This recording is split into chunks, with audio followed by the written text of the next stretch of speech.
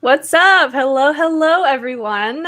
Welcome to another episode of Avenue A, where we talk acting, networking, and the industry. I'm your host, Kelsey Bentz. And for those of you who are return viewers, welcome back. Happy Friday. Happy Hallows Eve, if you will. And for those of you who might be tuning in for the first time, welcome. Avenue A is a live stream show that I created right after I graduated from college into this current moment, aka the pandemic. So it was sort of my way of staying in tune with the artistic community and connecting with my peers and my colleagues and fellow artists who are making our way through this moment the best way we can.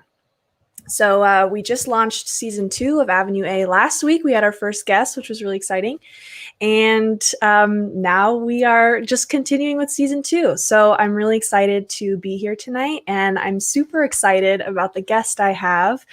Her name is Lauren Durán Grajewski. And Lauren is a friend of mine, a former classmate, and a current coworker. We both work at StreamYard, which is really exciting.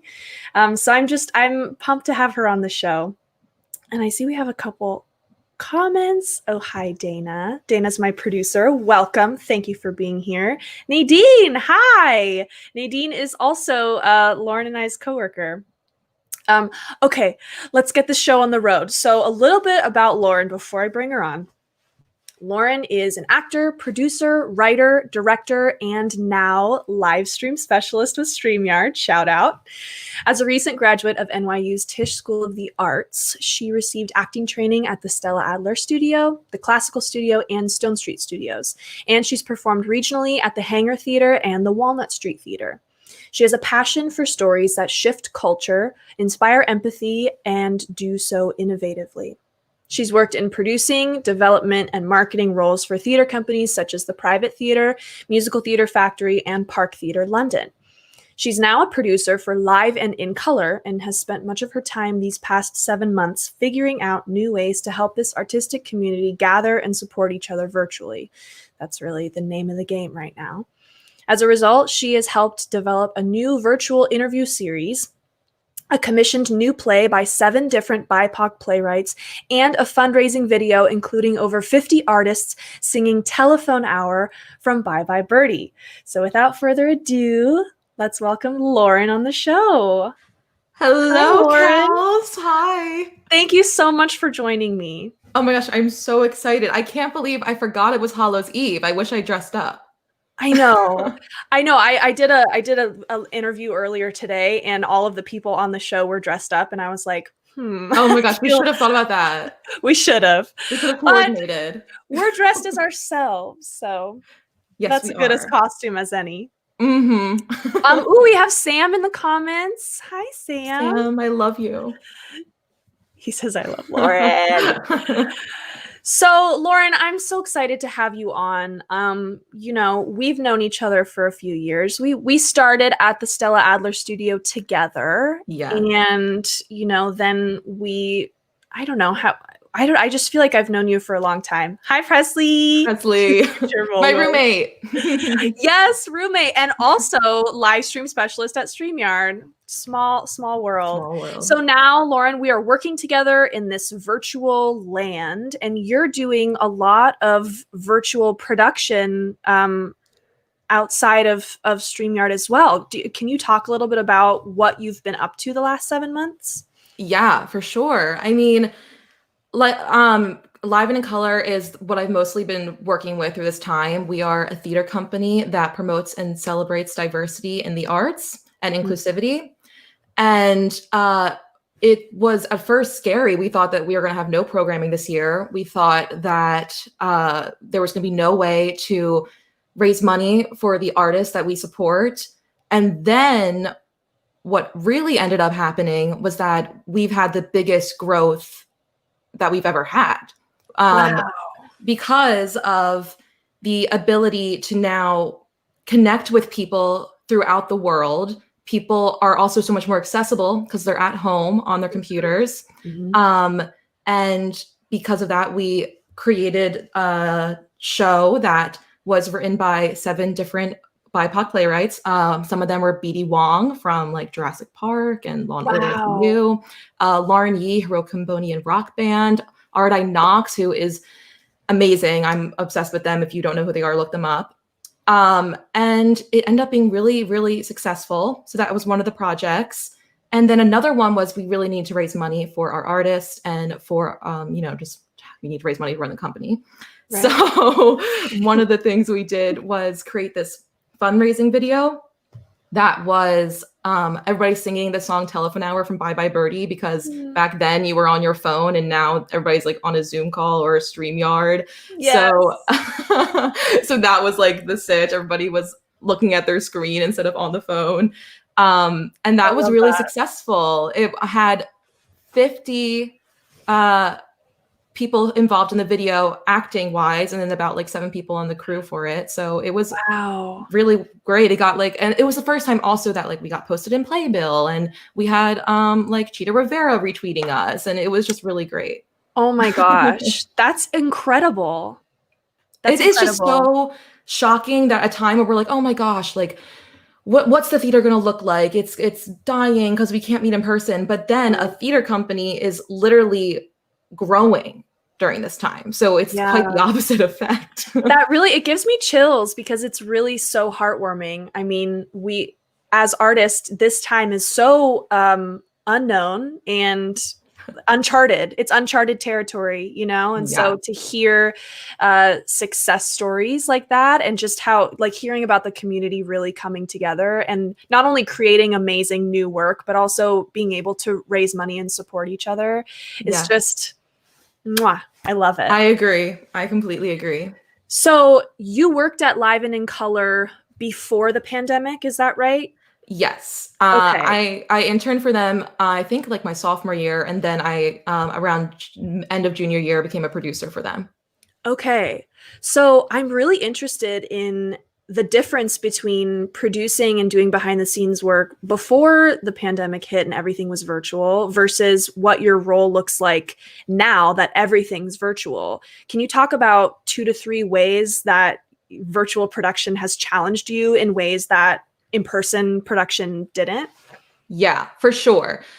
Well, this doesn't really have anything to do with Live and in Color, but when at the beginning of this pandemic, I was an assistant for a musical theater program at Stella Adler. Our place. Shout out.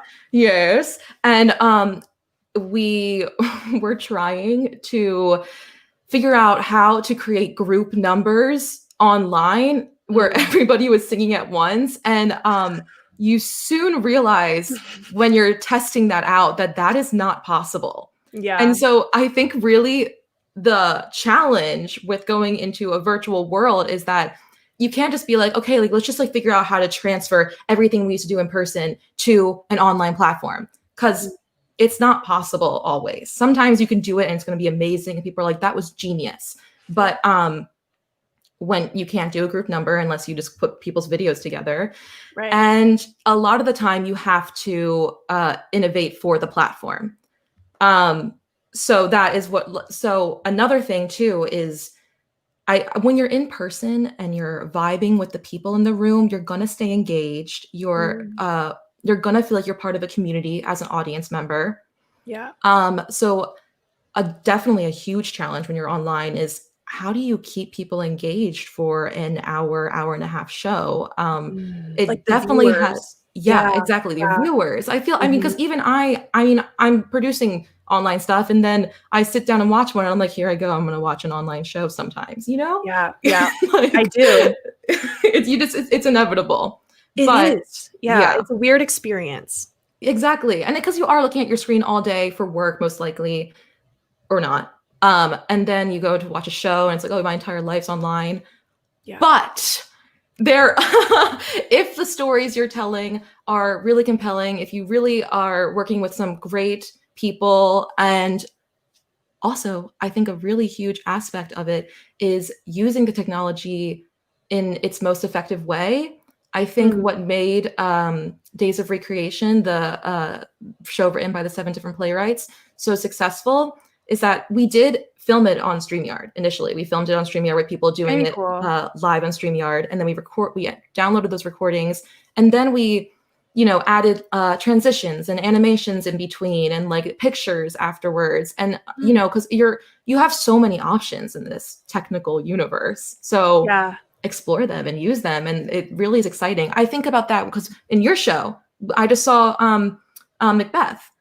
And I thought the use of lighting in the spaces and it was just so enthralling. I stayed definitely committed to watching that entire show the entire time because of you're so innovative with the platform.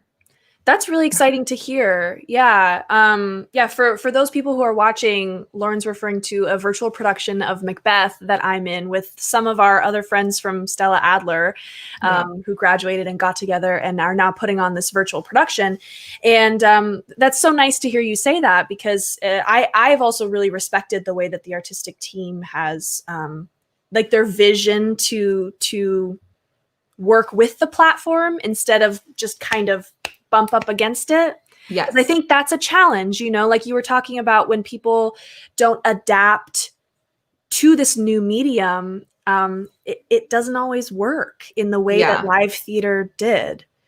Exactly. And then I get excited even about like the tiny things about, how did they creatively use this little box that we're in on your screen? Like, how do they use these 4 angles? Right. Well, and I respect that about you as an artist so much, because I think that's the key, is staying curious. Because as artists, we always have to innovate, like that's the name of the game, is like, what's next? What's new? What else can we find? What can we bring to the table? And I know for me, it's the last few months of adapting to this new medium has been really discouraging at times. I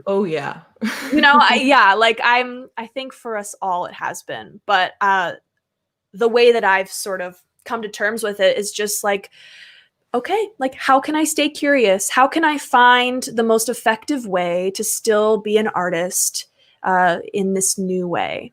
Yes. I mean, you have to. Because I literally theater's been a part of my life since I was not allowed to go to swim camp because I was a bad swimmer. So that I was like 7. And so if I just graduated with a degree in theater and was not able to do theater in some sort of way, I think I would go crazy. So, it is exciting that things are still happening. Another thing is that like, I have never seen as much new theater ever, because everybody is everything's mostly in developmental periods, but also that is so interesting to me. So I've never been a part of more theater ever. I've never been seeing more new theater ever before because of this virtual platform, because it makes it so accessible. That's actually super true. That's very true. Accessibility right now is like how it has never been before, I think, with theater. Like that's always been, especially in New York, like theater in New York has always been rather inaccessible. If you're trying to go see Broadway shows, and, they really they cost a pretty penny. And I know that was always like an argument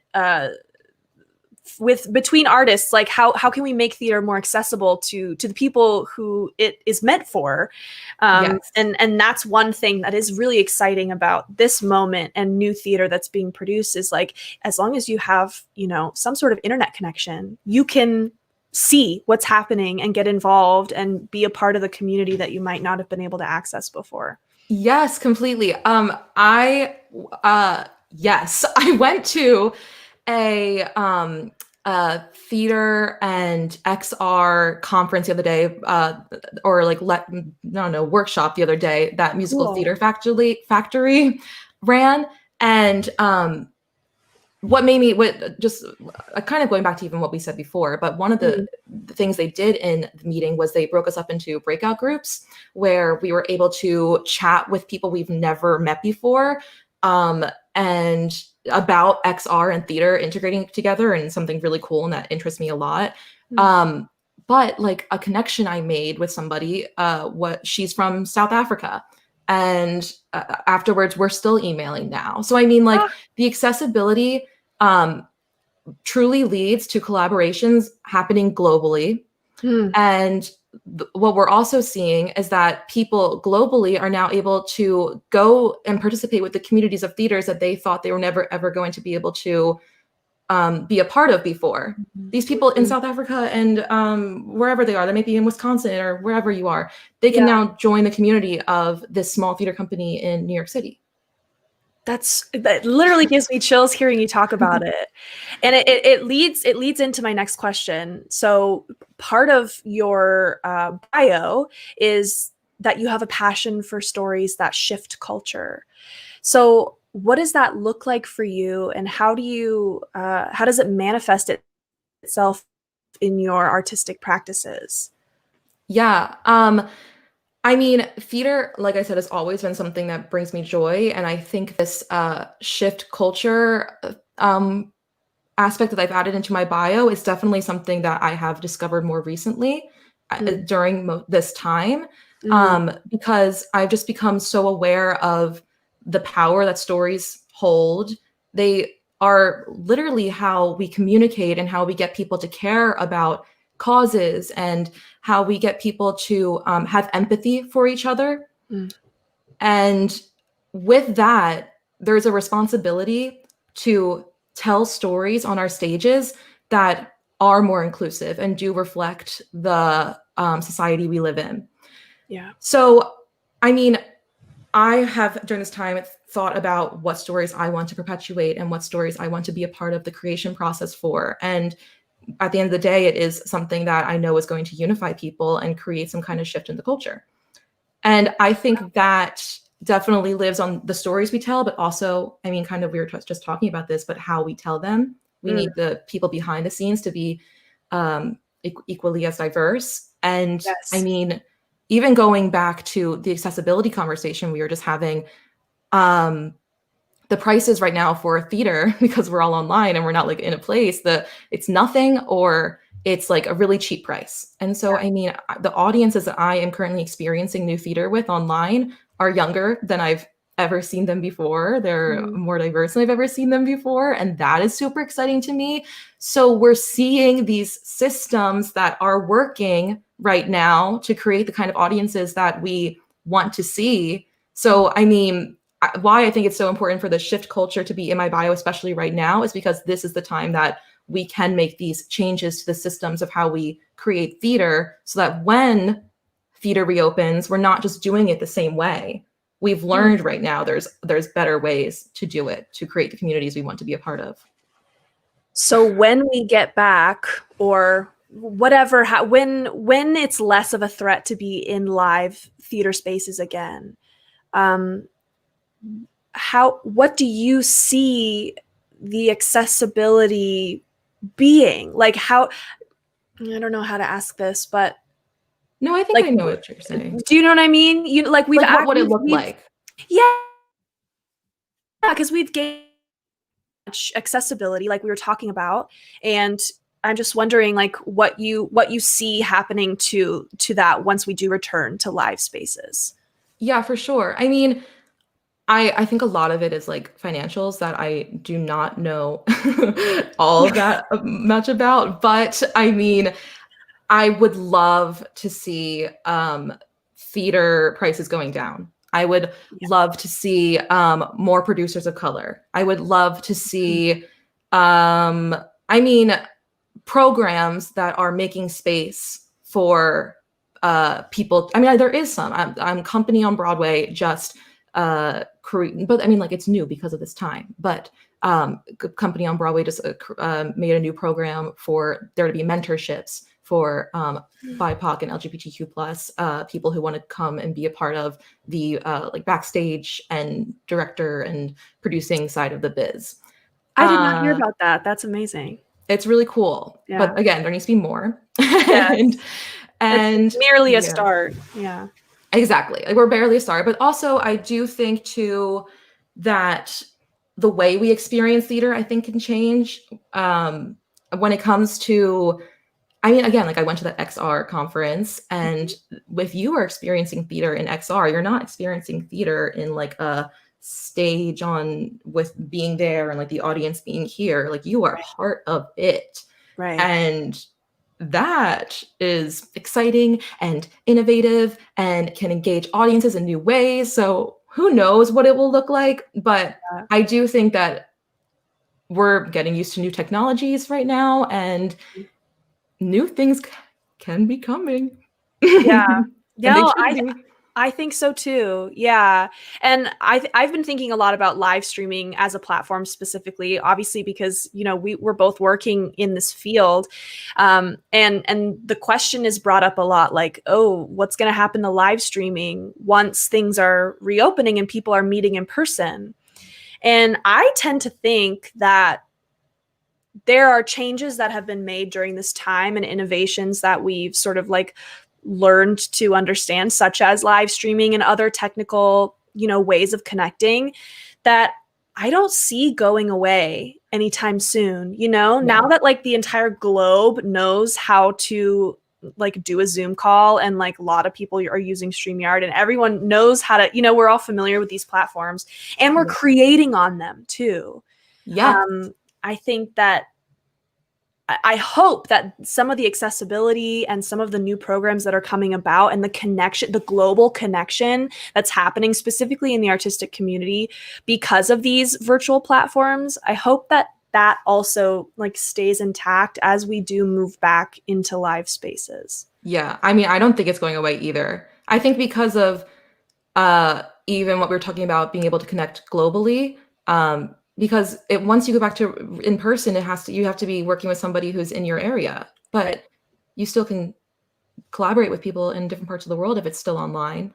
Right. And I think that people are finding out, people who are creating these new works, it's so easy now for you to just create your new work on a streaming platform or whatever, record it somehow, and it's so easy for you to send to people who might want to produce it. So, and it's so cheap for you to do. Yeah, that's so true. That's so true. I feel like you have a really like lovely outlook. You just seem like you've really embraced sort of the way that virtual production is happening. And I don't know. It's very inspiring to me. It's great to talk to you about this. I was not always excited, but it got better. Yeah. No, I'm with you on that. I have up and downs, at first I was like really okay with it. I was like, we can do this. And then I was like, no. And now I'm in this space where I'm like, well, we have no choice. So yes, we have no choice. And it's working in its own way. Yeah, it sure is. Yeah. But I mean, I cannot wait to like hug you in person and create and like roll on the ground in person. Yes. Yes. I mean, we came out of 4 years of literally rolling on the ground, being in each other's sweat. I mean, in black clothing. In black clothing. Acting school is a very intimate experience. And I didn't really think about it as much until I'm like here and I haven't had human contact in like months. And I'm like, that's what we used to do. Yeah. Yeah. So shifting gears a little bit, obviously, a big part of being an artist is grappling with the just failure, just the word failure, the experience of failure, everyone's different definitions of failure. And that's really, I mean, in acting school, we talk a lot about rejection. Like you have to have a thick skin and you get rejected a lot and blah, blah, blah. But I'm really interested in the idea of failure and like how you can change your perspective around failure in order to I don't know, just grow as an artist and like survive in this industry. Yeah. So that being said, what is your definition of failure, and how has a failure or maybe apparent failure set you up for later success? For sure. I mean, failure inevitably is going to stink when it happens, like it's going to hurt. But it does always tend to lead to a new door opened or a new experience that you did not think you were going to have. And also, I mean, that's such like everybody always says it, but like you learn the most from when you fail, Yeah. And I mean, if I had to name a specific thing, the thing that comes to me immediately, which is kind of 4 years ago now, But when I initially was applying for colleges, I really wanted to go to NYU, but I initially got waitlisted, and and I was sad. But I mean, like, waitlisting is not bad. It's not a failure, but like I wanted that acceptance, because I wanted to be like, that's where I wanted to go. Yes. And I decided at that point, because at that point I was like, I want this school. So I decided to write the admissions office. I forget who was in charge at the time, but I wrote them like a long letter. I think it was like 3 pages long, very convincing. And I sent it. And literally the next day I got my acceptance. So, I mean, wow. That is like a story of where like that obviously worked out for me. But what I learned from it after that was like, oh, if I reach out to people and talk about how I want to work with them, or I want to be a part of their community, and back it up by saying like, this is who I am and this is how I can help you, like, they're going to want to work with me. It's maybe not at that moment, but at some point you're going to be on their radar. And it is something I have done later on, just because I had that moment where it worked, you know? Yeah. So I would never have learned that I was even able to do a thing like that if it was not for that moment where I had to work a little harder to get through the failure that I experienced. That's an incredible story. Thank you for sharing that. I mean, I actually haven't told that many people that. I used to be embarrassed by being waitlisted, but that's so stupid. Like, why? Dude, I don't talk about this like ever, but I literally, the first year I applied to colleges, I didn't get into any program. So I took a whole year off just to apply again and audition. And then like, you know, it ended up that I was at NYU. So like, it's really the perseverance. I mean, your story is really like, that's gritty. That's a gritty thing to do. I mean, you know, same for you. Well, thank you. It's perseverance and grit and knowing that's what you want. Yeah. And going for it. Yeah, I think when I think of the word failure, I don't want to like say that it doesn't matter. Like going back to what you said, like any failure you're going to have is going to stink. Like it just is going to, no matter like how you stew it, how you cook it, how you present it, it still sucks and it tastes bad. Yeah. But what I've come to like think over my short life is that if you just let it stink and you just acknowledge that it's going to suck and you just sort of step over it and keep going, it doesn't have that much power. Yeah, definitely. Would you say that's true? Yeah, for sure. And we need to experience those moments of being down and rejected. I mean, that's life. That's right. And I mean, it feeds who you are as a human. If everything was hunky-dory all the time, I don't think I'd like that person. No, that's very true. Way to go, NYU grads. Keep pushing forward. Thank you, Dylan64. That's my dad, actually, if I'm honest. Thank you, Dad. Morris, Dad. Thank you for tuning in. That's really great. You have a fantastic daughter. So, okay, going back to your story, because I'm still mind blown about this. Was it your idea to do this, to write this letter? It was at the time. I don't know what came over me. I literally just knew I wanted to go to NYU and I wanted to be in New York, and I wanted to, when I was like 5 years old, I wrote a story with my grandma, because we used to write books together, and my life was like, I'm going to go to this school and I'm going to hang out with this friend, and where my life ends is NYU. Like I literally like there was nothing past NYU. Wow. It was just like I have to get to NYU. Yes. So, oh my gosh. So when it happened, you were like, what can I do to make this happen? Exactly. I was like, I'm this close. Like I just have to get it over. I'm blown away by like 17, 18-year-old you being like, you know what? I'm going to appeal. I'm going to literally write an appeal and send it in. That's amazing. And I mean, I like totally was nervous, but again, like the lesson learned is you can do that. And I mean, if you're really passionate about something, like you can reach out.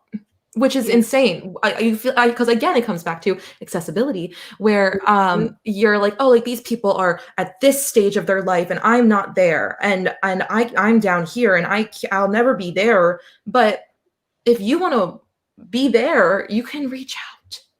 Yeah.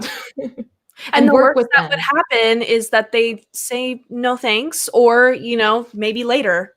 Maybe later. Yeah, exactly. Literally the worst they have, and any situation, rejection, the worst that happens is, oh, no for now, but who knows? The future, nobody knows.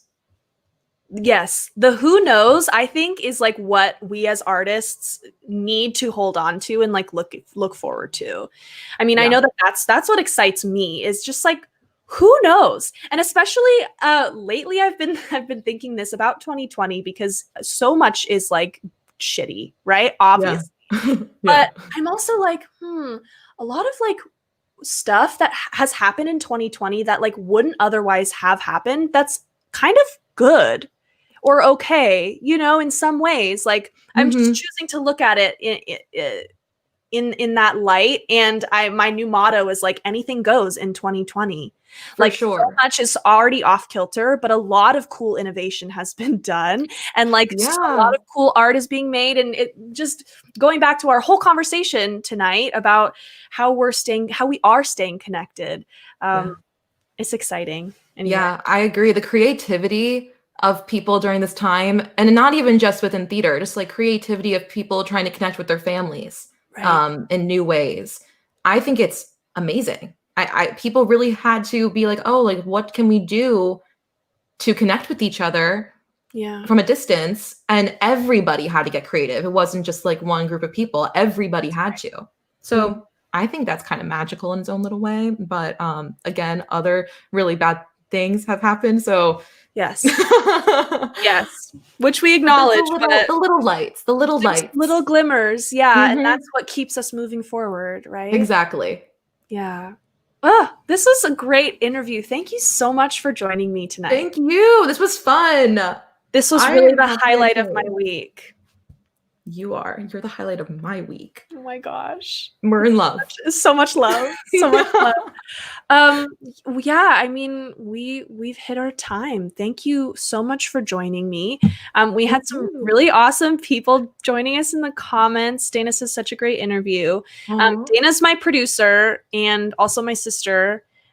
So for anyone who doesn't know her, she's the best. Shout out. She's the best. Dana's the best. Glowing. Thank you, Dana. So thank nice. you, Dana. Okay, Lauren, thank you. It's so nice to see you virtually. I look forward to the day that we see each other in person. Yes, sooner rather than later, let's hope. Sooner rather than later. And until then, we are virtually coworkers. So I'll see you at work. Yes, we are. Yes, we are. Thanks for joining me. Thank you, Kels. Mwah. Bye. Mwah. Bye. What an inspiring episode. I just felt it was wonderful to be in conversation with Lauren. And I hope for those people watching, I hope that you got something out of it too. And thank you so much for tuning in. Happy Hallows Eve. Happy Halloween tomorrow. Happy almost birthday to Presley Renner. Shout out. And we'll see you next week with another great guest. Have a great weekend, everyone.